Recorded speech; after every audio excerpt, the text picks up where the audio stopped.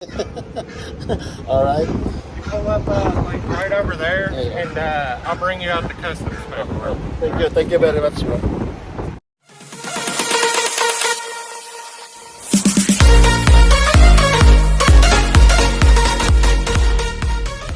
Dito tayo ngayon sa Louisville, Kentucky. Ayan guys. At tignan nyo yung ating itsura. Ayan.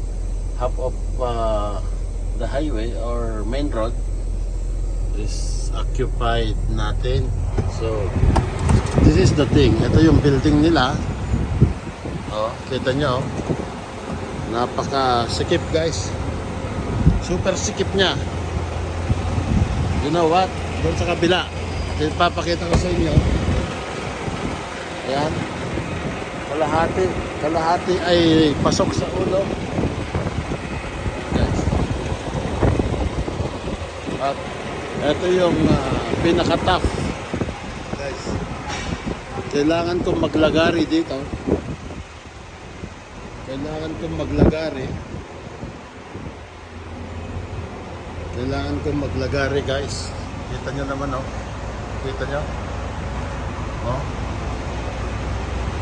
Limited lang yung kailangan. Limited lang guys. Limited lang kasi nakabukas yung pintuan natin. Baka sumabit dito. Ayun oh. Ang liit. Kaya kung mahina-hina ka dito, umatras ako dito kanina, merong 20 footer dyan sa tabi ko. Umalis na siya. Yung 20 footer guys is, kaya kailangan, yabante ko siya ng konti para ma-unlock.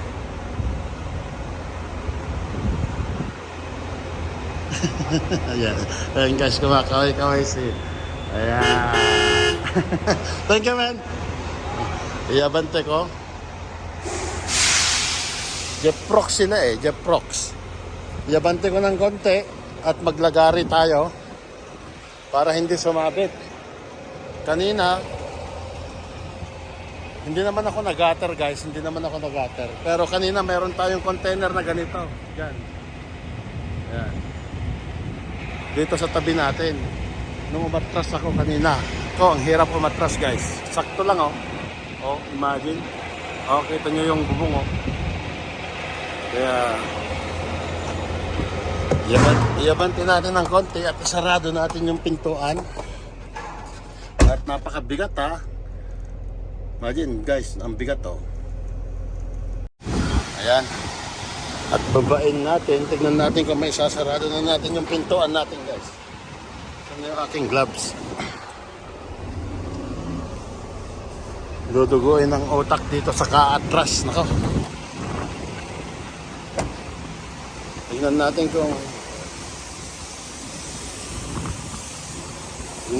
kung may sasara na natin. So dito sa kabila guys, sige.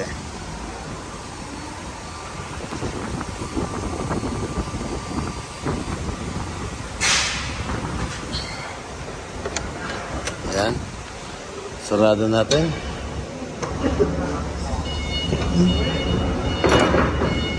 Ito yung karga natin ay munggo. Munggo yan guys. Munggo. Gagawin toge. Oh, kita nyo? Kung hindi ko isasarado ito guys, ala na, baklas na. Baklas na yung ating pintuan kung hindi ko isasara. Ayun o. Kita nyo? Hindi pwedeng ibuka. Ayun o. Ang sikip. Halos dumikit na guys. Halos dumikit na.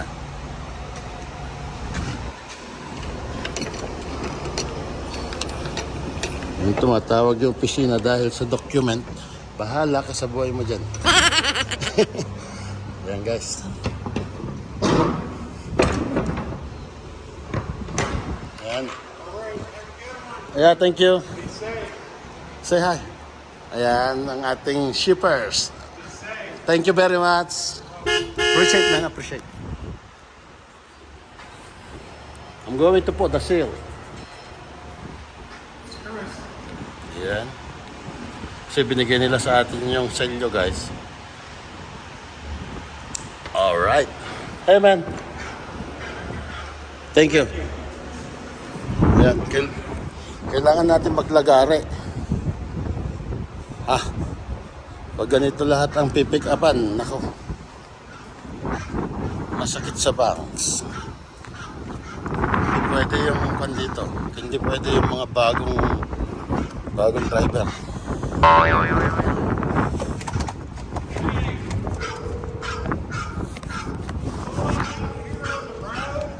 Bringing me some customs paperwork back right now. Okay. So if you want to, just pull up like Alright. you pull up like right over there, Yeah. and I'll bring you out the customs paperwork. Thank you very much. Napagod ako. Napagod ako maglagalaga doon, dito, sa building na to, which is napaka-sikip. Ngayon, magre-relax muna ako. Magpapahinga lang ako ng konti. Hindi ko kasi ma-video guys kung paano yung ginawa kong diskarte doon. Almost talaga sasabi, gumagano pa nga yung Dominion na yun, yung Dominion na yan guys. Yan. Actually, bumaba pa nga siya bumaba na siya. Sabi ko, don't worry, sabi ko sa kanya. Oh really? Sabi niya sa akin.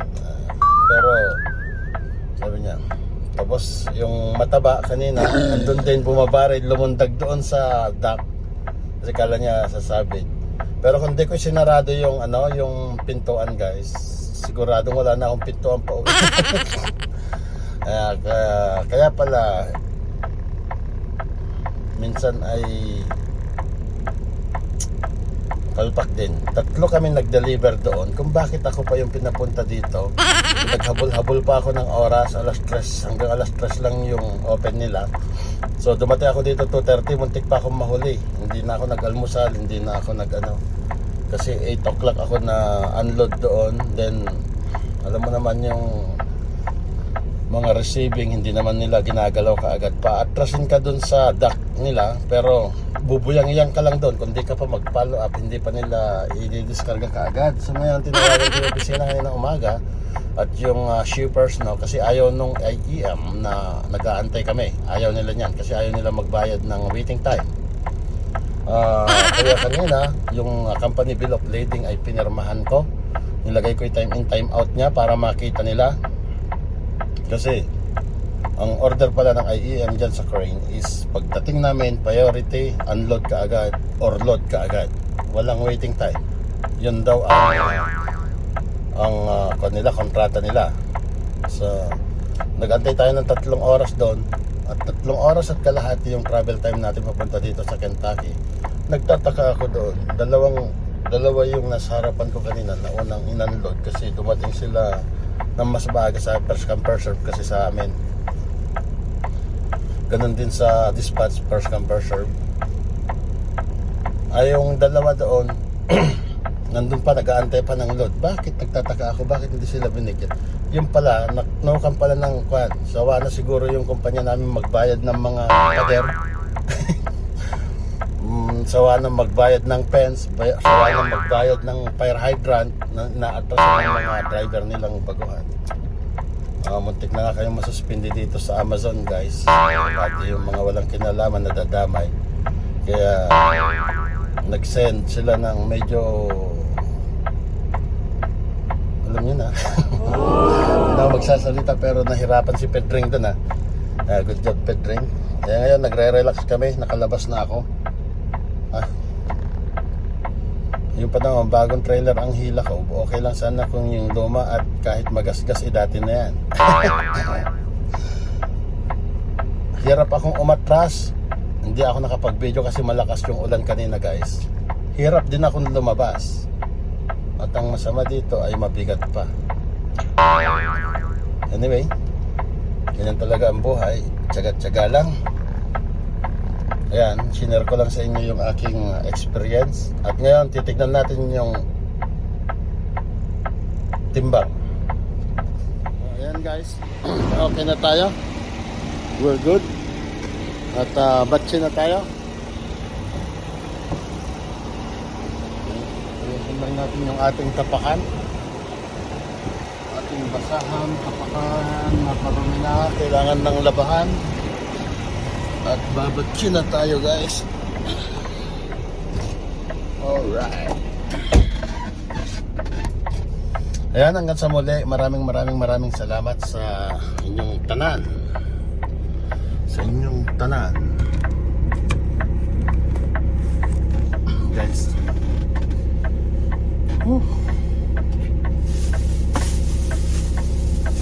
All good. Update lang tayo ng ating documents.